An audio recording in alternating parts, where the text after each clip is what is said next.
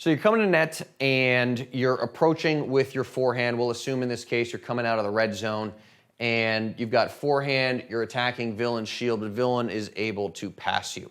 So one of the things you often see in a situation like this, where you're approaching off your sword, off your forehand, is players try and angle that approach shot off of the court like this and follow it in.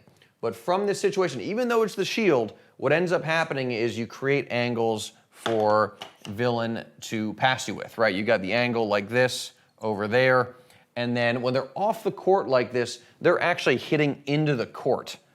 So they have a lot more window to get that ball by you if you're approaching off the court like this. So instead, the play you would want to use is an approach play that we call the bulldozer. And what you're doing is you're simply approaching basically at this target right here over towards the shield, but it's just a heavy ground stroke towards the shield that, we call it the bulldozer because you're trying to run the person over. But what you're doing in this case, and again, you want to come with pace, you got to hit a good shot. You're not trying to hit an outright winner or blow them off the court, but you are trying to come with some pace, is from here, the angles are much more limited, right?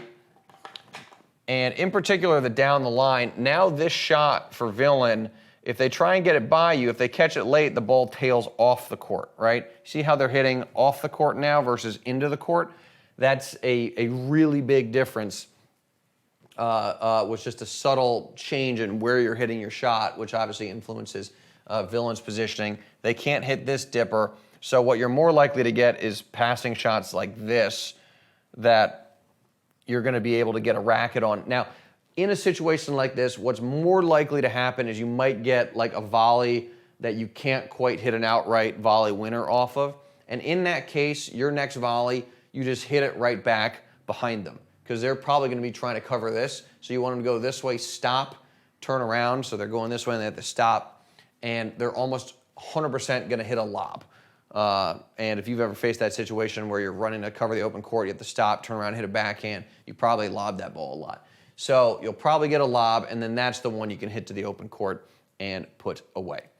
Hey, I hope you liked that video. And when I was 10 years old, I asked my dad for a bookmark. And my dad looked at me, and he burst into tears. And he said, "Son, my name is Brian, not Mark." And if you want your opponents in tears, then I suggest you take a look at the singles playbook and the doubles playbook. A link has just popped up. If you click that link, you can check them out, and I'll show you some of my favorite plays.